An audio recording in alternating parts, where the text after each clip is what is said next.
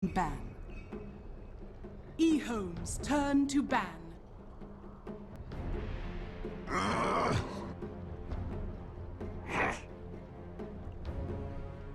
EHOME's turn to pick.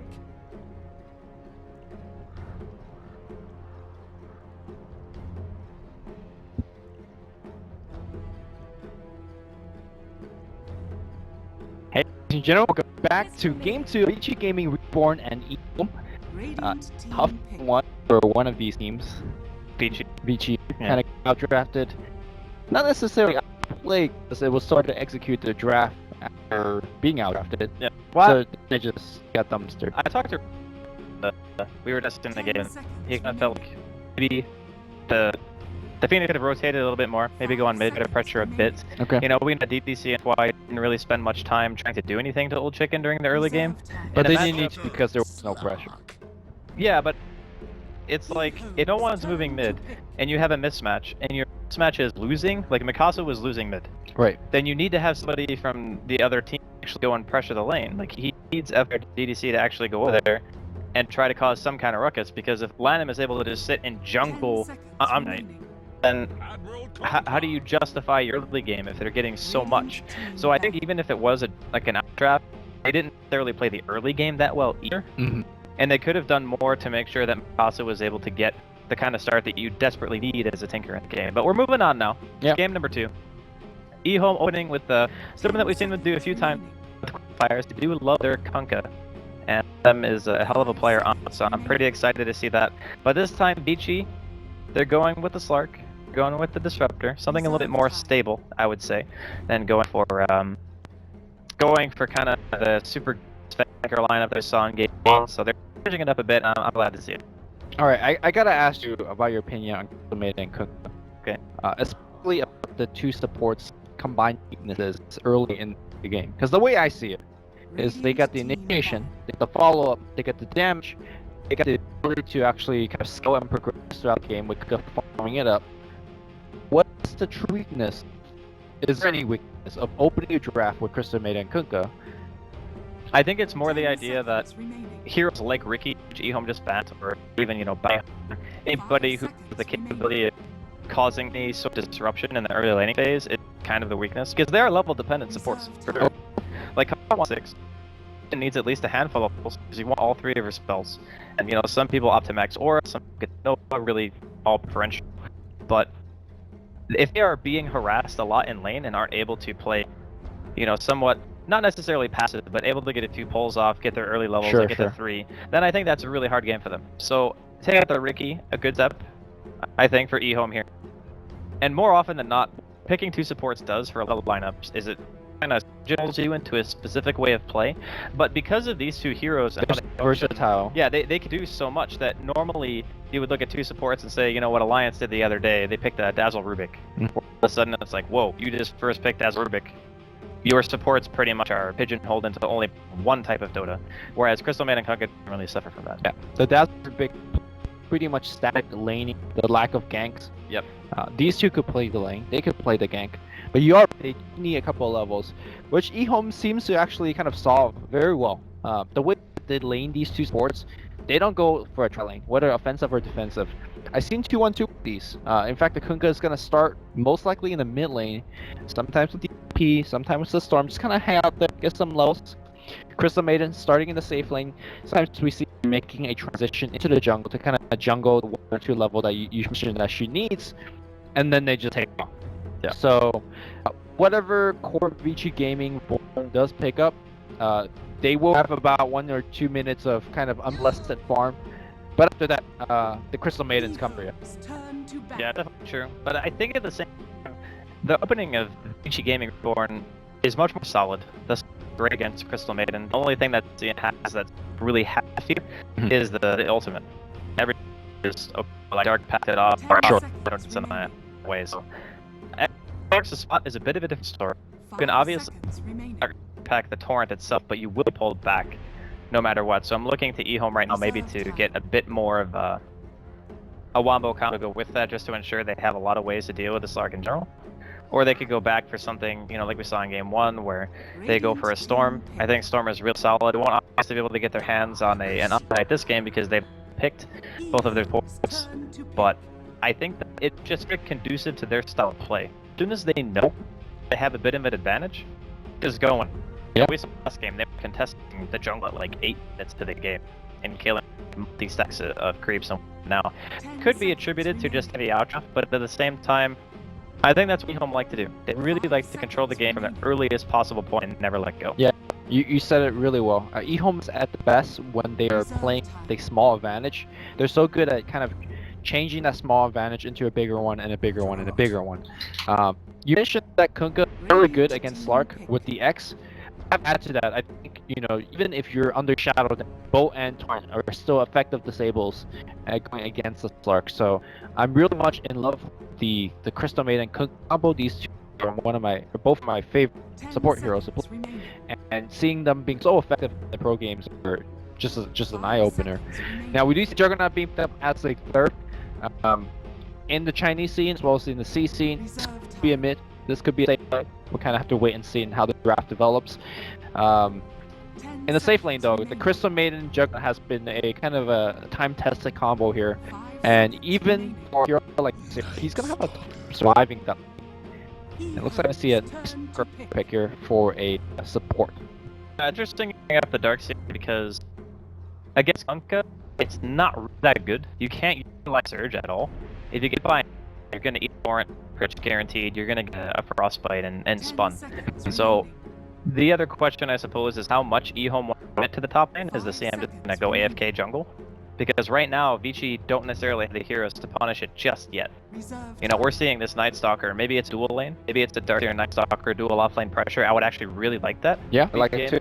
Because it forces the CM to do something. I think the biggest issue last game for Vici Gaming was not able to force EHOME to do anything. They were always playing second fiddle and moving around the map whenever EHOME come knocking. And this time around, they have the opportunity at a very early stage to force EHOME to play their own game, which I think is probably the best way to take EHOME out of their comfort zone.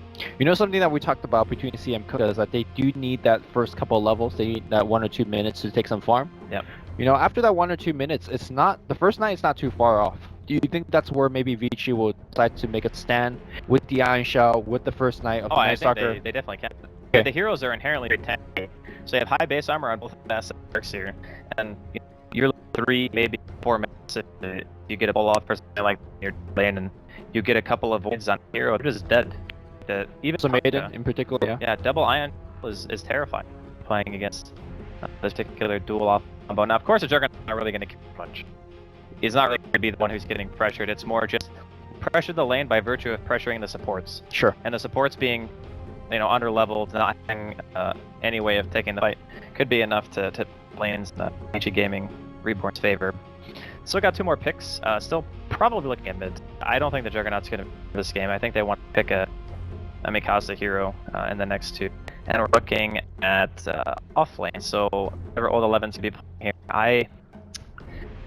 You know, I've been seeing Clockwork from time to time. I used to hate it because I thought the hero was very easy to use. But in this particular game, Clockwork actually does a lot against the heroes that they have. It's really good against Darkseer. Okay, they're just tied. Yeah, so because Slug pounce out, and Darkseer the call your team sometimes with the vacuum. Sometimes. Yeah. Sometimes. So, I mean, Tai's the true intestine. So. Well, he's more the table. That's more what it is. Clockwork is more volatile, because if you don't have a game on clock, you can't come back. Like the hero has no recovery whatsoever. You fall off the face of the earth. So Fighter is the much safer choice. Offers a lot of team fight. We will see the DK coming in here from Vici Gaming. They know that Mikasa is like coming out here as they themselves take out this, and it's gonna be a bristle back. So is it Chug mid still? Yeah, your guess is. I suppose they can adapt to Vici pick for the last I think Jug is better versus Darkseer in the safe lane in terms of have the kill power and have the sustain with you. But I could easily see them bopping. The one thing I want to point about the 3-core EHOME is that they're very self-sustained. So it allows your Crystal Maiden to kind of walk around a lot. And they will be walking around a lot. Oh, last pass. Bring it back, boys. Bring it back. The Shadow Fiend. Alright, so Honestly, I kind of like the S of this game. There's not Do really... you? There's Like, not... Okay, He's hear me gonna out. get homed on. Hear me out. Okay. If you have a dual off lane, Night Stalker, Darkseer, and Fenrir moving around the map, your Juggernaut his lane. Absolutely not. So I think they're banking on the idea they get away with a hero who can siege relatively early. Shadow Fiend's great at hitting towers. Dragonlance is also good on him. So you get like the early durability, you can siege, you have this really high pressure offlane, and the supports I think are going to be hard pressed on EHOME to find a lot of room to work here. Because you're either sacrificing Ice Ice Ice, or you're potentially sacrificing Mikasa, because Bristleback versus Shadow Fiend is definitely Shadow Fiend favored. Like there is absolutely no question about that. If there's no ganks. If there's no ganks, of course. But judging from the fact that, and this is me being the devil's advocate here, judging from the fact that you have Crystal Maiden and Kunkka, two very, very good roamers, wouldn't you expect that gank coming? Wouldn't you expect the Bristleback kind of just walk all over the Shadow Fiend with a gank or two? With a gank, absolutely he will die. But it's the trade-off. It's saying the Shadow Fiend probably has better recovery rate than any hero in this game by virtue of Flash Farm. You know, if DDC gets a couple of stacks, and even if Mikasa is struggling in the middle lane, then I think it's still fine. But if Ice Ice Ice is getting far behind, Jug is not really known as a Flash Farmer. He kind of only starts to really come into his own and wave clear once he gets Battle Fury done. Okay. So I think if he's held down too much in the early game against what VG.R have, I think Juggernaut can feel a little bit anemic in this game. So it just depends. You know, whatever course of action VG.R decide to take, if they want to put the Night Stalker in the offlane, or if they want to just Iron Talon jungle him, which seems like could be the case right now. You know, honestly, I actually just completely disagree with jungling FY. I think if they put him in the jungle, Mikasa's going to get bodied. That's what I think is going to happen. Okay. One thing I do want to point out is that this is not the first time we've seen the Shadow Fiend from VG.R. Mikasa has been kind of running it, and running the show with it, actually. Very, very good Shadow Fiend player. There was a couple of questionable builds, at least item build-wise, that he's went for. I haven't seen him actually go with the Dragonlance. He's still been favoring the SNY, which I guess if when we do get there, and when he does pick it up, you can actually delve a little bit into it. You are the Shadow Fiend player between the two of us. Yeah. So we're going to talk about that a little bit later. But I'm going to keep my eye out here on the EHOME supports in terms of the early game rotation, because we talked about it a lot in the draft, but within the context of this game, especially for the Shadow Fiend ganks mid, the EHOME supports are the ones that we should be looking for, right? Yeah, for sure. I mean, you only have a solo disruptor DDC support, more or less. I mean, sure, if FY is hanging around, maybe their idea is that, you know, he Iron Talon jungles. If Mikasa's getting ganked, he just runs towards mid and tries to stop them, I guess. You know, similar to what Lanham was doing in the previous match for the Storm, just by sitting behind the middle lane, you have this idle pressure where, you know, Vici didn't want to go. But this time around, it's going to be Mikasa who is going to be the one. Actually, no, it was him suffering last time too, now that I think about it. But well, we'll see. Let's move away from the mid lane here as we are looking at some of the other lane stage. Tell me how the matchup here will go on the bottom. Slark versus the TIE Hunter. Well, Tide's not really going to suffer too much in the early levels. You do kind of have to be concerned if you get whittled down too much, but you can see how much regen Old 11's brought to this lane. Like, he's a full set of tangos, and he's got a salve. So he understands that as long as he's above, like, you know, half HP, there's no realistic way that VG.R are going to score a kill on this Tide.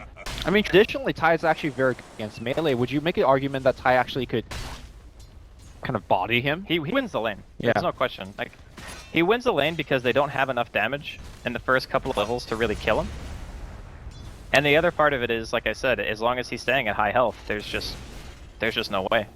No. Mikasa is bowling a little chicken a little bit here on the mid lane, but he already has his boss, so he should be looking pretty good. Top lane, though, we have Darkseer giving away the first blood. We did talk about how Juggernaut plus Chris Maiden is a very strong lane. Mid lane, though, we do see a torrent coming in. The body blocks are coming out as well. Mikasa dropping relatively low. He pops a magic stick, but one more spray should do it. Pops a fairy fire, so needs one more. Oh, chicken will turn back, but like we talked about, these ganks are definitely putting the lane here in favor of EHOME. Yeah, I still disagree with FY going straight to the jungle. I mean, I know it's hard to justify doing a dual offlane when you know you want the Darkseer to get some levels, but at the same time, if you put enough pressure on that lane and, you know, maybe Yang doesn't die in the first couple of waves, and even just going back to kill the large camp, I think is fine, as we're going to see a bit of a kinetic field here. TDC dropping quite low. But Lannon's movement so far is applying way too much pressure. Like, VG.R needs some kind of reaction, and because of the fact that FY started with this particular build, you know, what's he gonna do? He doesn't have any regen. He's got no health. They're gonna have to rely on, like, this first night phase being amazing. Otherwise, his jungle is not worth it at all. Yeah. It ain't looking good, at least right now. Top lane, checking out farm here. We do have 15 and 5 here on Juggernaut. And Darkster is getting some, but he's also dying, so that is a legitimate concern. We do see a little bit of divergence here with Finrar's build. He's been getting 0-1-2 for the majority of his Crystal Maiden play, but against Darkster, I guess ranking up the Frostbite makes a little bit more sense there. Keeps him a little bit more locked down under the Surge. We do see Mikasa almost getting pressured into a Torrent. And honestly, he doesn't really need to hit the Torrent, right? Because even if he's not hitting Torrent, look at the position of Mikasa. He's just so damn scared. Yeah, he's not really getting much in the way of CS. But again, he can recover. If there's any semblance of jungle stacking going on, he could probably get something out of it. But that top lane, just seeing some pushing here from EHOME, and Yang super scared, only level 3. I guess he's close to 4 now, and he does have an Iron Talon. The only unfortunate thing is EHOME actually warded his large camp, so he's not going to be able to freely just go back and stack that, or, you know, even get any experience or gold from it. So EHOME again, just with a really solid plan here in the early game. I mean, their Tide Hunter in the offlane is getting more than the mid Shadow Fiend. That's not a good sign. Yeah.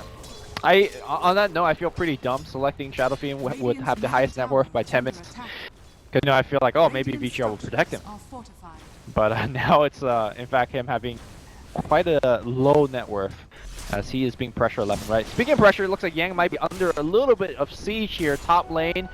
We are seeing Eyesight coming in position. That Torrent needs to be good. He runs south and into Crystal Maiden, and he'd be dead. Yeah, he mega did. That's 4 heroes from EHOME making a rotation behind a tier 1 offlane at 4 minutes into the game. It's not a lot of cost though, because Chicken was... They're gonna get old 11 though. Okay, pretty good trade there yeah. for Vici considering the state of the game. You know, we were talking about the first night phase and how important it is for FY to have some kind of involvement in this game, and he has gotten 1 kill so far for his team. Killing Old Chicken's going to be a bit of a tall order, but, you know, even just killing the offlaner once or twice, or maybe taking out a support and pressuring the safe lane can be a nice thing for them at this point. Yeah, as we see this game play out, I'm actually understanding and liking the mid Bristleback so much more. Just, it doesn't matter that his supports are not there. Like, even though it's a Night Stalker at nighttime, I don't think Bristleback's going to die.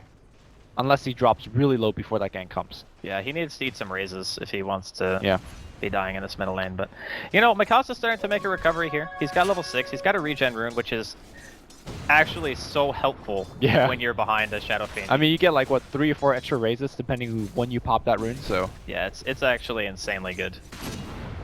Well, actually, Chicken making a go. You know, Old Chicken will die here. He runs backward, looking for the raise. He will hit the raise. Crystal Maiden runs forward, and looks like we are going to see a very early X here being picked up. I say early because generally Lanham doesn't skill X until he's like level 8 or something. So adjustments are made. Unfortunately, would not save the Bristleback for that engagement. Yeah, I'm kind of curious as to why Old Chicken was playing that so aggressively. Like, he was just walking in. He's like, whatever, you got a Night Stalker and a Shadow Fiend, magical burst damage, I don't care. I'm a Bristleback, doesn't even have a stick. Yeah. That was a pretty questionable play, honestly. Maybe, you know, just a little bit of that Bristleback syndrome, like, I won't die. Yeah. And it like, actually, oh shoot. That is actually a thing. Yeah. We know, we Dota players. Oh, 11. Oh, the courier behind the tower, not like this. He's dead. No, not. Oh, wait. Yeah, never mind, that was perfect world lag. I saw an auto attack coming out after the courier was already at 50 health and thought it was going to get hit again, but nah, it was actually just perfect world. Yep. Well, let's see if the gank here from EHOME will be a lot more successful. So far, I mean, I've been hyping up these dual roaming supports. Haven't really got too much done here. DDC comes around here, sees the big old Tide Hunter. Crystal Maiden coming in as well. Can we get a Nova? Nope, we don't have Nova just yet, but DDC looks like he will go down regardless. But here comes a Night Stalker. He was picked for this, for that counter pressure play, and they are getting the counter pressure play. In fact, when the 2 EHOME support comes in the roam, they get them both dead. Yeah, I mean, EHOME are trying to go really hard here, just knowing Old 11 doesn't have... Okay, he's dead. He's dead, right? Has to be. Yeah. Mikasa just holding them raises. Oh! Wow. He actually got that denied because of the Satyr. Alrighty then. Calculated. Well, I mean, that makes it a little bit better, I suppose. But I'm still not really sold on EHOME's early game. I guess Ice got the tower while they were kind of skirmishing there in the bottom lane, but they're going into these fights without everything that they need. Like, not having Ravage and diving a tower like that is reckless, especially when you know the Night Stalker's out on the map. I mean, FY, we talked about him jungling. I personally didn't like it that much, but he's managed to make it work. He's level 6 now. He's almost got his urn. I would say that he made it work more so off of EHOME's mistakes than... They were diving. Yeah. Like, super deep. So, I guess kind of EHOME's handed it on a silver platter. Ice is looking to get some kills, but he does have to back off. No, still EHOME with the advantage in terms of the overall farm, in terms of net worth and whatnot, but... You know, what about the scenario that you painted, right, with the Shadow Fiend pick? The early game siege. Judging at how the rate of this game's going, especially with the Bristleback pick, do you see that still happening for VG.R, and how successful do you think that siege will be? I think they do have to kind of pressure towers a bit. They being VG.R. Yeah, I don't think you can really play this lineup and not try to force the pace of the game. Of course you can always fall back on something like Slark. I think it's a good matchup against Bristle and Jug. But the problem is with not getting towers early is you let EHOME fall into their comfort zone where they get like 2 heroes with vanguards, and then they just start hitting your buildings, and it's like, how do we kill anyone? We do have a little chase situation here. FY is gonna barely run outside that torrent range, and that should be it. Did have to pop darkness for that.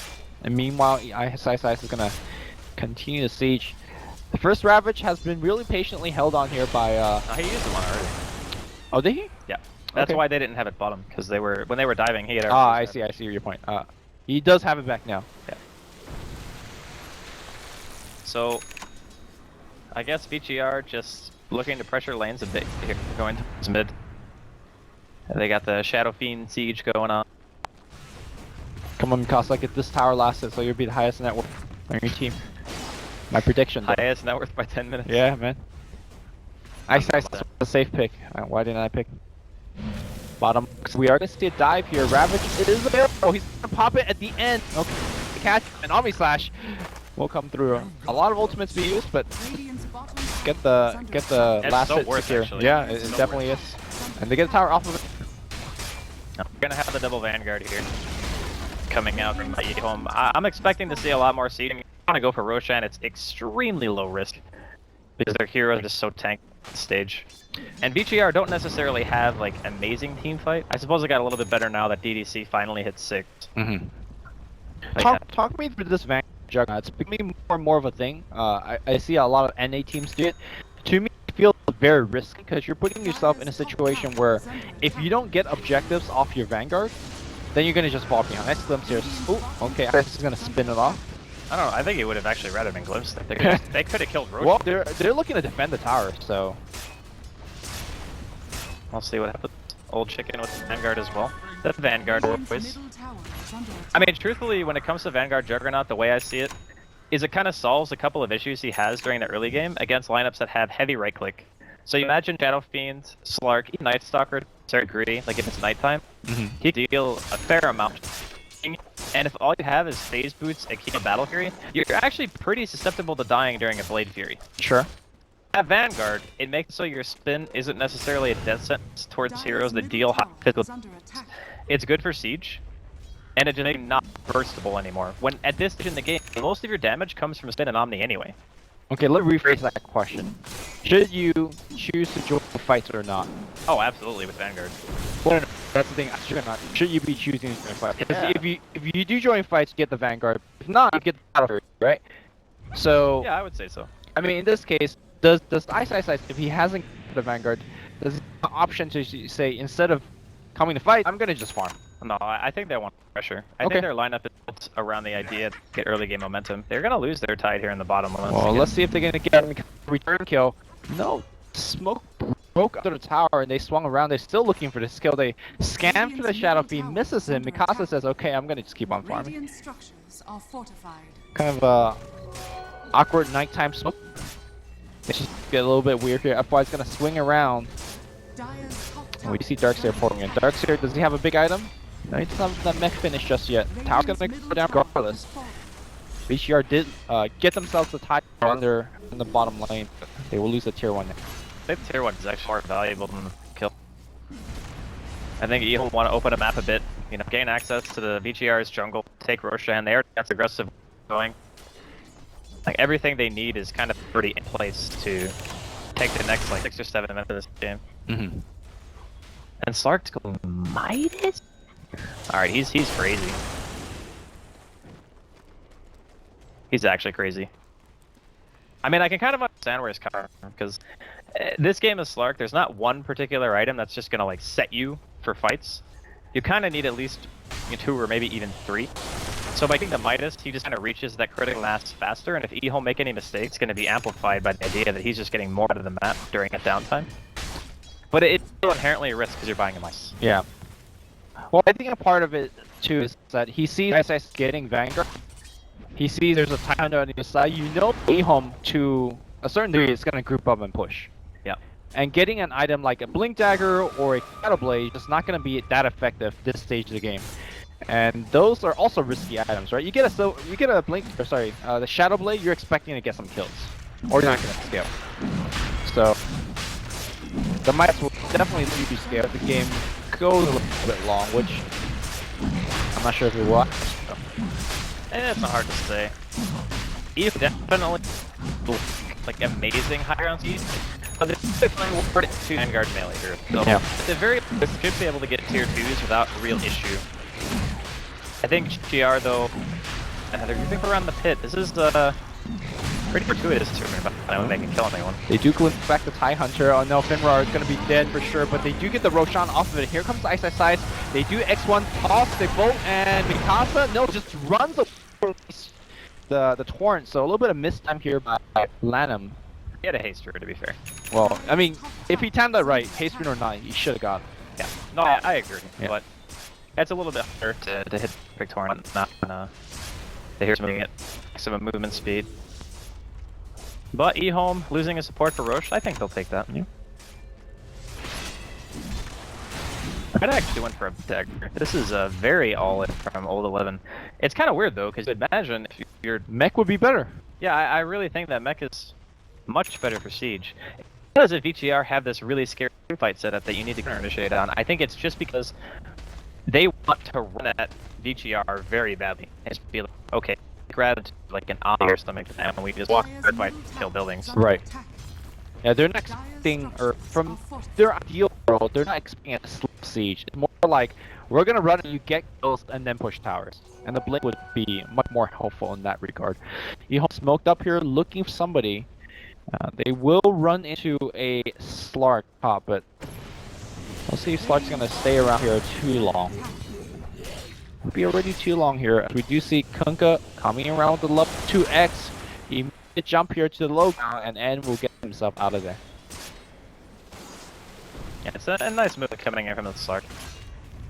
And he's still like very high in the net worth as well. He's just slightly below the Juggernaut, so it's not as if he's getting out farmed or anything like that. And plus, he's 4. He's got the majority of his team's kills. Mikasa's gonna give himself a free kill. No, I thought he was gonna pop his ult, but I guess this one is pretty much guaranteed. Yeah, there's no way Fenrir can get away from that. Considered, I'd say Vici are doing a pretty good job of maintaining in the early / mid game here. It's only 16 minutes in. I wouldn't say they're maintaining. They're actually like starting to make. They're making headway. Yeah, they're making headway. Right. There's a 2K net worth lead for EHOME, but still well within here for VG.R to do much better as they are looking to siege. Mikasa pop that Shadow Blade and maybe look for a kill or two, but EHOME heroes are well behind their towers. I say that Ice Ice Ice in the front line. He'll spin. He'll run away. Vanguard helping him there. Actually, is he gonna get glimpsed? That's the question. He's actually into the trees here. Mikasa got his ult off. Glimpse back on the Crystal Maiden. H is gonna get up. And the Radiant Heroes aren't even in a terrible position. They kind of waste the ball there. Well, can they though? Ice Ice Ice. H is already Rabbit's gonna come out here. That Blink Fair help.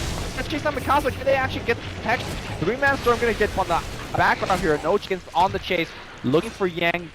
Even uses his soul ring there, will go down for sure. You on the back line, still hanging around, going on 0-11. 0-11 is going to go down.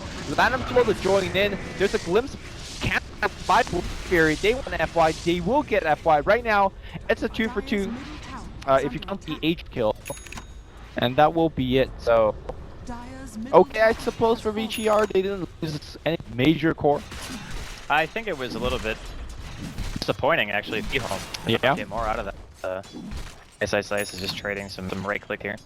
But the biggest issue I think they had is not having any detection on the Tide Hunter.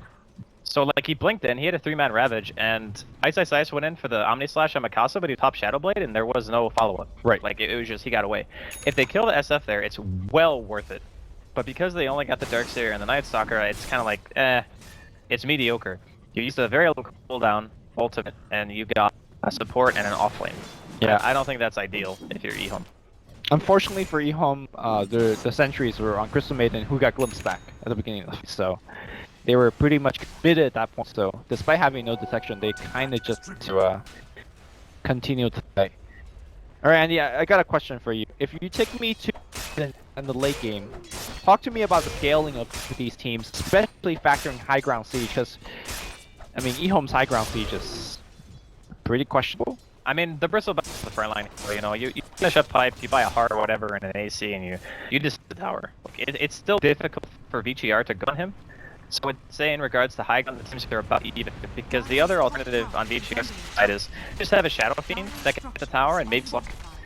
But in scaling, I think that VG.R are better. Because Night Stalker offers more control over them. Once you have it, you know, you pick a Agonist, it's going to be great for him. And the Slark is just a good matchup in general. Oh my. I don't think that was ever gonna connect. Oh my. Top lane, you have the kill here against Mr. Kunka. Immediate glimpse back. Thank you for the tower. I'm not sure if that glimpse back was actually good, because they could kill the tower and probably killed him too. He's but super kinky though.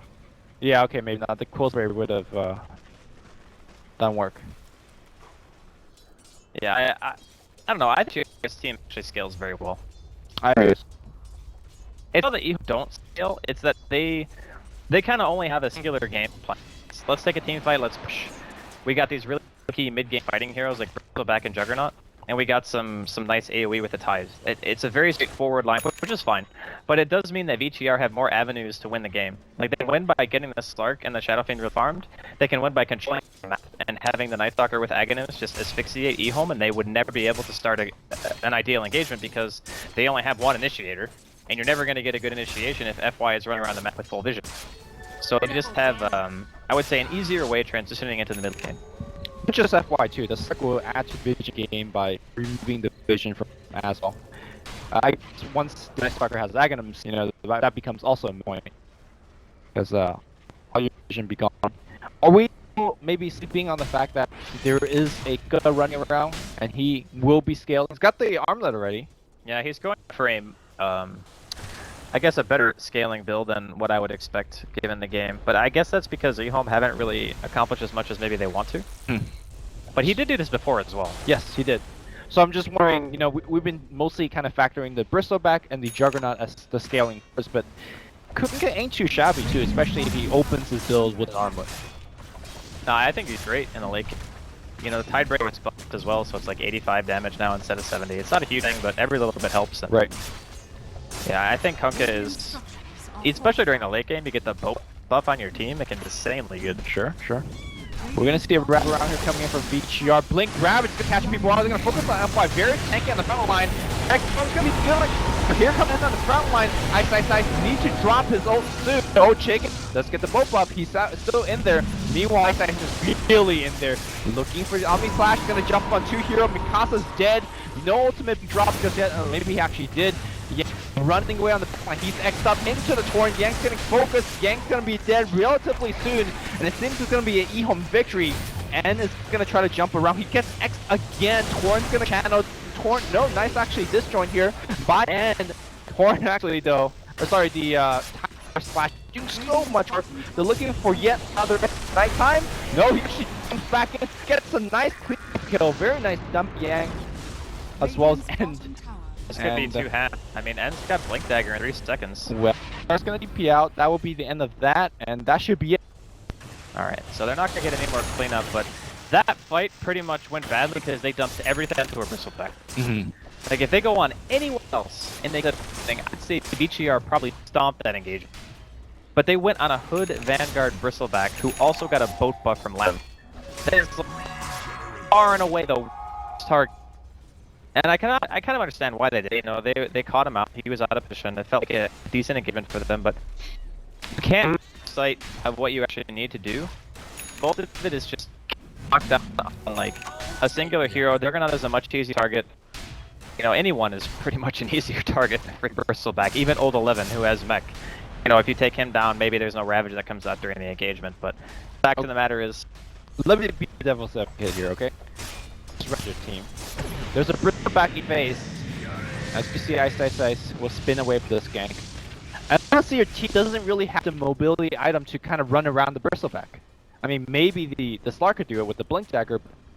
You know, the Bristleback team, if Bristleback's your face, he's in your face. There's not much you could do about it. Yeah. No, I agree. You have to do something. You can just let's sit there and hit you. But I guess that's more attributed to the fact that EHOME... I mean, EHOME's got the jump, right? So yeah. that may be a bad fight. Radius? Hold that thought. We're going to see a fight. The Bolt's going to come out immediately. Lanham? Well, you look for a Revic to fight. They're going to start with Lanham. What's going to come out here, but unfortunately they don't get any kill despite jumping on Lanham. They're going to glimpse one back. It's going to be Ice, and this time he did not get the spin off. Ice is going to get blown up. That's the way to start the fight. And I will believe they will get away with a clean kill. Who's going Radiance? Oh, they want more. Bristleback. Okay. Not sure if they can actually dive into this tower like this. Whoa, that bitch is huge! Torrent's gonna come out, no ball to follow this up, they're gonna focus on Mikasa. No for you, End's gonna go in. Everybody's relatively low, it's gonna focus on O11. Vacuum's gonna be good, that gets the last of the kill. Oh, Chicken, he's on the front line, kind of dissecting both teams here, but End does not care. He goes in for the Crystal Maiden, and they do get 4 kills. And I think that's the fight that you're looking for, Andy. Ignore the Bristleback and kill everybody else. Yeah, that was actually... It looked for a second where the counter Ravage that EHO might be able to do something, but Lanham's boat, I think, was either still on cooldown or he might have not had enough mana. No, he definitely did because he had 17 stick charges, but... it was on cooldown. Yeah, the boat being on cooldown for the secondary engagement. Of course, they were fighting a man down. Ice was already dead. Actually, critically, the bolt, the run buff was wearing down as well, so... Right. That's where the initial damage that he took was finally ticking in. You know, you were questioning the Bristleback Radiance choice, but after seeing how team fight progressed, it's actually... It makes a ton of sense, right? Because they were not focusing. It's actually... And Old Chicken says, you need to be focusing. I do think that that engagement, while being very good, you know, VG.R need to go right back first. They need to fight, like, now. Right. And it's not bad for them. There's no Ravage. Oh, jumping in. Hit that ward. Hit that ward. Yeah. Okay, he's just trying to bait him out. Oh, they're going to go right in. Vacuum wall on top here. Oh, again, runs in the middle, but it looks like the Roshan's going to go to the ice side. And it's really low. Off-Slash actually goes to both. See on illusions. Mikasa jumps in by himself. Unfortunately, his team is backing out. FY hanging around. He's going to come around, focusing on Lamb on the backside here. I don't know if he wants to actually focus on you on the front end. It's going to be Ticket is running around with this raid, doing a ton of work. Looks like we do have the Yang running away. Ice on the back line does pick off FY. It's a really chaotic fight. And I do believe long drawn out chaotic fight does favor the Bristleback if he's just right clicking.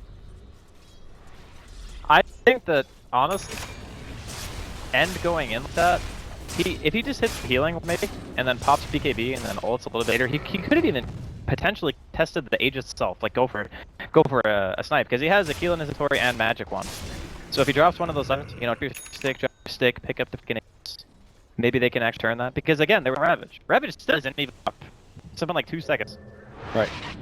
And middle lane, Old Chicken is just living full back life, I guess. Yeah. Not even piping his hood, because mechanically down, you know. Doesn't even care, dude. Yeah. Even he's chasing the other way. They got the X on him. That's huge. Torrent. Boat's gonna fly, maybe. No, Torrent's good. And that'll be it. They don't get the kill, but they're pushing now. Yeah, it's kind of a bummer for VG.R because they take such a convincing team fight, and they're not able to follow it up. You know, they still lose the objective to EHOME, and then EHOME moves down middle lane with the use of the Aegis on Ice sites, and they take the tier 2. So now they've kind of completely, well, they haven't totally lost momentum, but that's a huge blow. Like not getting Roshan after doing such a strong team fight. Now VG.R are kind of in this position where their Shadow Fiend has he's got 1 item at 27 minutes, alright? Yeah, he's been dying every fight. This is not a Shadow Fiend progression that you should be happy with. Like, as a Shadow Fiend player, I'm looking at this and like, dear God, this is such a not great Shadow Fiend game. And it's not because Casa necessarily played bad in lane. I would actually argue that he played very well, given how pressured he was. But there's just no one who can help him recover the team. There's no one doing stacks. FY could help them in the lane. FY chose to. For a strategic decision, they chose to get himself further They were ahead. diving like between tier 1 and tier 2 bottom. I don't mind the fact that FY was going down there to try to help. He did get counter kills. Fair enough. I mean, let's be fair. The one item that he does have a very high impact, right? The Silver Edge sets up ult, as well as being able to break the bristleback. He needs BKB so badly. I don't disagree, but I'm just saying, when life gives you lemons. Yeah, when life gives you lemons, you say screw the lemons and you buy a BKB. Alright. Well, N is actually gonna try to defend the base as much as he can. I do hear an X-Bow coming out here again. FY out the base by himself, gets blown up. I'm not sure if he wanted to be there. He does go down. He was focusing on old chicken, but I don't know. Oh, Ravage hit pretty much on everybody except Mikasa. They're gonna Joe DD. He's dead. Alright, pretty big goal here from Mikasa. Turn things around, and he's gonna jump in as well. And this could be the dive that He's got to spin when he gets up. he will need to use it. Oh, his team is bailing. They are not helping. Oh, and got bashed during the spin. Oh, okay, he's dead. Well, that was another over-aggressive move here from EHOME. I mean, honestly, as soon as they popped that CM ulti and they got like the 1 kill when the Ravage went up, they just bail. That fight is such a huge success for them because Ice Tide walk away with an Aegis. They can do a slow siege. They still have their Bristleback alive.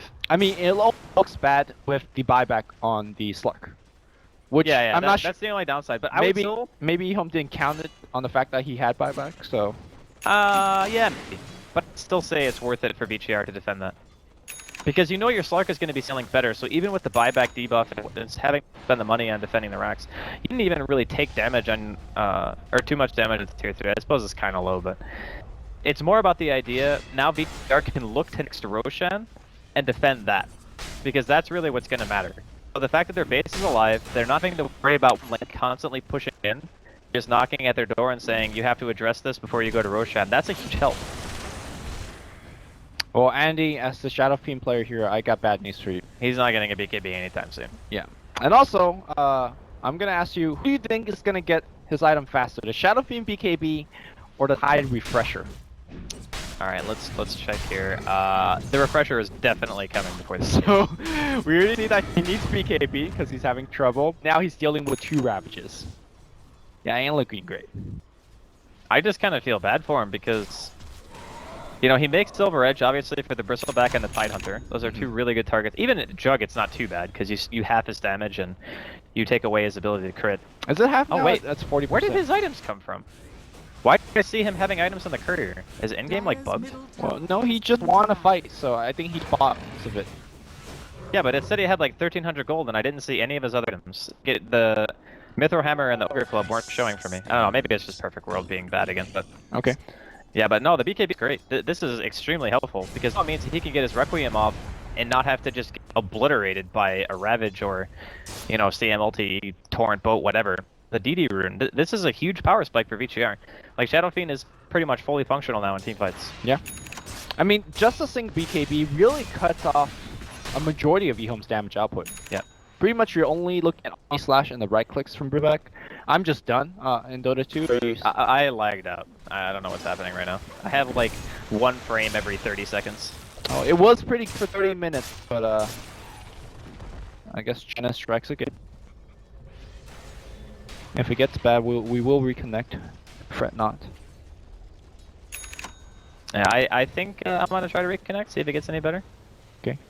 And we are getting to the stage where you said the important factor of FY Night Stalker is in play. Yeah, that is huge actually, HG. Because it just allows you to take fights on your own terms. You never have to take an engagement that you don't want. With the vision advantage, you have DDC on the Disruptor who can cause a lot of problems. You glimpse one hero out of position, all of a sudden EHOME are either forced to commit to that fight or they have to back off, let the hero die, and lose map control. It's just a very strong combination in general. So the fact that VG.R have made it this far into the game, they haven't lost a set of rests. It's still looking alright. And to be honest, in terms of overall net worth, you know, they're not looking too shabby. It's pretty much just the support Disruptor that's suffering. Now, The Aghanim Scepter on Night Stalker is always great, but is the advantage of having that combination somewhat more limited when you know EHOME is right outside your base, just sieging? Yeah. I mean, isn't that going to be coming soon, you think, for EHOME? Like, they're not looking to sit back and push. I imagine they want to finish the game relatively soon. Yeah, I think you're probably right about that. But it's more the idea that if EHOME are doing what they're doing right now, which is kind of just like split farming, and VG.R have this Night Stalker, it makes it very hard to get all the lanes pushed out anyway. And plus you have Darkseer, Slark can push out the lane, Shadowfiend can push out the lane. And with BKB on a couple of its cores, it's not as if you have an easy pick anymore. Like, EHOME's team is very, very dependent on magic and lockdown. Sure. And with BKBs being out, you know, Ice, he went for a Scotty build, which I think is actually fine. But he hasn't gone for, like, the pure damage, I'm gonna kill you in an Ice slash build, or he hasn't gone Manta to Diesel, which I think is probably not necessarily better, but it's very good for isolating heroes. He doesn't have a Blank Dagger either, so it's not like he has a positioning item. Now, one thing that's for sure is that it will definitely help the Iron Scepter on Night Stalker for this next Roshan fight, which might actually just decide the game. You know, I see EHOME getting an Aegis on one of their cores and just kind of rolling this game if the fights go well. And the Ags would definitely give them the vision advantage there. I would say either team can, like, win a team fight and just destroy the base super fast. Okay. But in games like this, where it's more of a stalemate and both teams are just trying to, you know, poke and prod each other and see who's going to get the better engagement, you always have to favor the team with the Night Stalker, Sure, right? sure. Like, I mean, right now if we check on Radiant Vision, they got one more up. Dire does have one right next to the Roshan, and EDD War one as well. oh man, they don't have Darkness. This is actually really bad timing. Uh-oh. I think VG.R wanted to use the other Darkness that I popped to try to get some kind of control and maybe force EHOME back at base. But they're completely out of position for this Roshan. I think this is a stake here from VG. Oh man, and they have Tide Refresher at the same time. This is going to be hard. This is going to be super hard. Let's check Slark's buyback status. He will not have it for a minute, but he will have enough money when that minute is up. I mean, even if he buybacks here to defend his base, well, I guess it depends on when they buy back and whether they've lost the racks or not, but we'll talk about it later if the buybacks do come out. What is EHOME's next play? Do they just go down the mid lane and say, you know what, here comes the push, or are we going to take it a little bit slower, push down multiple lanes, that kind of thing? I think one end of the game. Like, if I were in their shoes, I would feel very uncomfortable letting the game go late against Slark, against Night Stalker, against Shadowfiend. And I mean, Slark even went all out and just decided to buy a Scotty, so he actually doesn't have buyback. If that item is spotted and EHOME decided to go for a push, one death on that hero could just mean GG. Yep. Granted, he's quite super tanky. Quite difficult to kill and lock down. You know, X is not going to be the reliable tool that they come to love. BKB will ignore pretty much of that. But what is their answer to O-Chicken just walking up and hitting, or Ice walking up to hitting? Just punch him with a Shadow Fiend, I guess? Yeah, you just hit him with a range hero. That's pretty much all they can do. I mean, Ice has gone for a very kind of hybrid tanky slash kind of damage build with the Gotti. But not really? But not really. Yeah. I think it's more just about him wanting to live the initiation. What happened to Bristleback's hood? Good question. Did he have cheese or something? Oh, they're giving him the...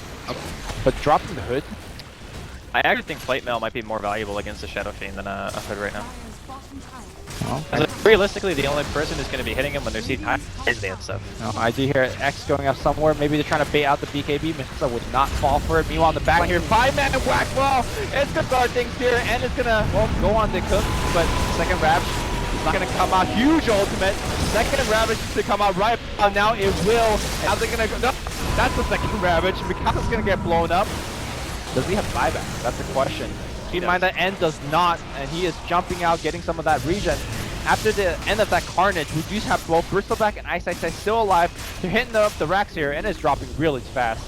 Buyback's gonna come out. It's gonna be another good back here, setting things up. And keep in mind that Mikasa, he's losing about half his soul. Finra's gonna drop his ultimate, kiting things out. Mikasa, he dies here. It's gonna be a dieback. They search him back out. They're chasing it deep for this kill. Meanwhile, Ice, objective gaming, focusing on the melee rack. The creeps are helping out as well. And now, okay, I'm not sure if that's... Well, they got it racks, but... The racks, it makes it worth it, but I mean, they didn't have to commit the jump. They totally do not. That was just a case of over-eagerness coming in from EHOME. They're going to lose, Fenrir is going to be able to get out. Lemmer TP. But yeah, I'm not really sure why they went that hard. Who did? The Radiant or the Dire? They both. Like, EHOME just sent 2 heroes into tier 4 to try to kill the Shadow Fiend. Here's the thing. If the Shadow Fiend is that low, he's not going to defend anymore. He's at like 10% health. I think they saw the play of, look, if we kill Shadow Fiend, we straight up win the game. Yeah, of course. He fought back, but as soon as he gets surged, he's not going to die. Well, you know what? Maybe they thought he did. He's not going to die. die. He got Radiance and like five stacks. Look, I agree with you. I'm just playing devil's advocate. I know. You like to do that. You intentionally trigger me with weird logic in front of thousands of people for your own amusement. I feel that they... It's a thing. Look, EHOME must have agreed with me. Well, yeah, I'm not saying they don't, but I'm still saying that that was not the play. Alright, I agree with you. But sometimes, Because think about this, like Mikasa, sure, he doesn't have buyback, but if he's at 10% health, by the time he heals up again, the Rax is already dead. Dude, I know. That's me yelling at my teammates, just hit the damn building. Alright, well, Blink Dagger now picked up here by Lanham, so he's got some better initiation potential, but the counter push from Vici.R coming in. They're just trying to, I guess, kind of stop EHOME from getting out on the map too quickly. They did just lose a Rax and spend buyback on their Shadow Fiend. Probably not the way they want to defend, but unfortunately that's how it had to be. I suppose you're looking into Slark now and just saying, alright, you need to do some heavy-ass lifting in this game, because it is 40 minutes in. And he has been. You know, he's the first one in really for his team to kind of disrupt the team fight. We did see like the Tidehunter, for example, really got into an awkward position, just holding to his Ravages for a while in that team fight. Yep. But he still dropped 2 good ones at the end. Now, I think earlier when I asked you about the state of this game, you said that EHOME, they wouldn't be too comfortable kind of dragging this one out. With the Rax taken down, you know, the dynamics really change, right? I think they are okay sitting back farming if they want, or do you think they still want to just push him in? They still need to end. Okay. Because look at the situation they're in right now. Because that push... Oh, Glimpse is going to find themselves a Tide. Going to try to blow them down through the storm, and they will shoot, so I say that. He's very tanky, pops the creep, the back is going to be there. Huge Sonic. Not going to be enough. He dropped 1 Ravage. He's still alive, and finally gets a kill. Now he focuses on the Crystal Maiden, and that's going to be retreat time, it feels like, because Shadow Fiend just died. Yeah, that's a SF dead for about 90 seconds. Yep. A little bit less than that. It was a really good catch on the Tidehunter, but the Coco Rum just proving to be so strong, able to get the Ravage off before he died. I think they were expected to kill him in about half the time they actually did. I mean, it's a Tidehunter. Yeah. Well, with Coco. Yeah. And he popped Briefs. Who would have thought that Kunkka would be such a good friend to a Tidehunter? It's I mean, lore-wise, lore failure. There are some people out there who are definitely triggered by watching that whole thing unfold. But are you on the Kunkka camp or are you on the Tide camp? Tide camp for sure, dude. Come on. Who doesn't like watermelons? Fair enough. I feel like VG.R kind of had to do something like that. It was just unfortunate that they didn't get the kill quite fast enough. Because, you know, say he dies there, maybe he's forced to buy back, but it's still, you're applying pressure. And as long as you're outside of the base with your Night Stalker and having the darkness available, you can pressure EHOME. And that's what they need to do.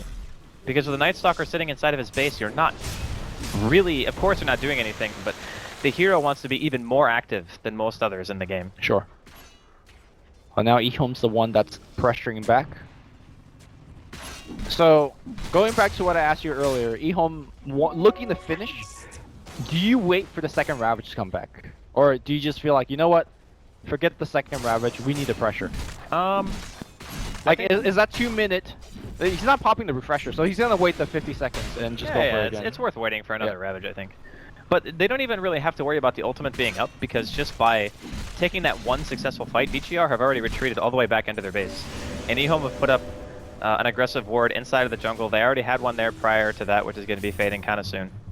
But I think for them, it's more about just waiting out the next Rosh, knowing you'll have double Ravage for that Roshan. Potentially getting Mikasa here, but looks like they're not going to have the detection necessary to actually pick him off. Oh no, he has a gem on the bristle. Nice glimpse. Okay. So yeah, this is just a positioning game now.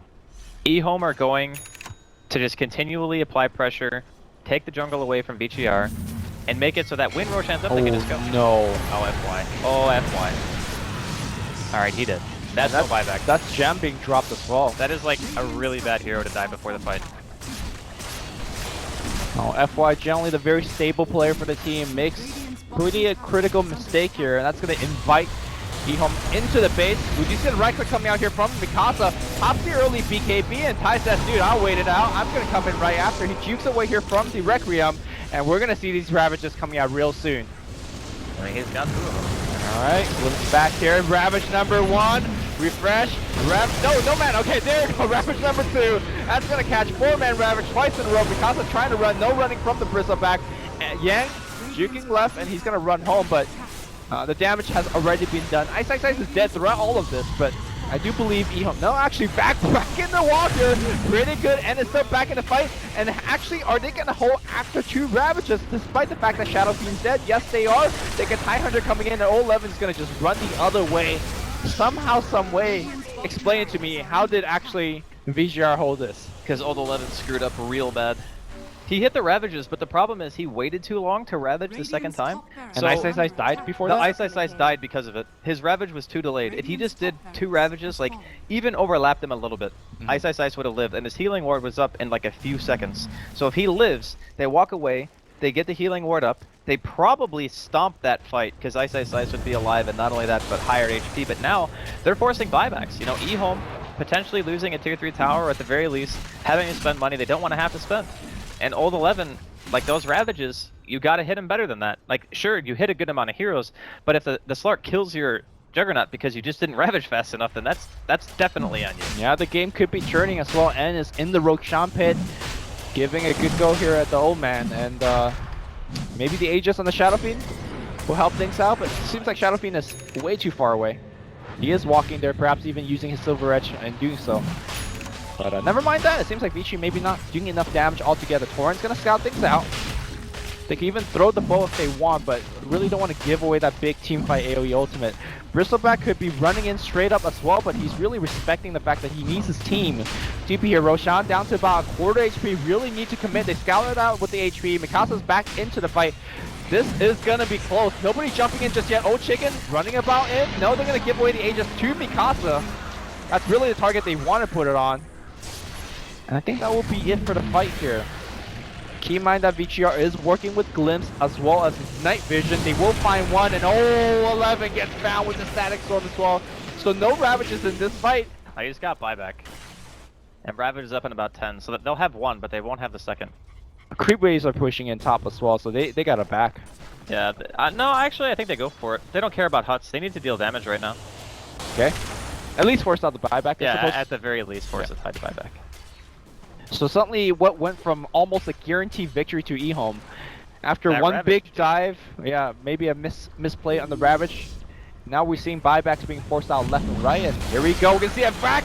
No wall to follow this up, they're gonna just blow up Finra immediately, the boat's gonna come out, and it's, I'm not sure whether it's hitting or not, and we do have Ice spinning around, dropping his Omni. No buyback was forced out, and a quick retreat here from Vici. They still stay, despite the buyback. They have Aegis, so they really want to try to make use of this. Unfortunately, the longer they wait, it's going to be a double Ravage. Yeah, they glimpse one back, and now focusing defensive Yule's going to come out here, and here comes O-Chick and BKB used immediately. 11 being patient with the Ravage, but are they engaging into this? Okay, back, wall, okay. 11 in there, he needs to drop his Ravage. Second one not being dropped, he's already died back. This could be just it. Ice gets bashed up here in EHOME on the ropes. Remember, they're up one game, but this could be changing here.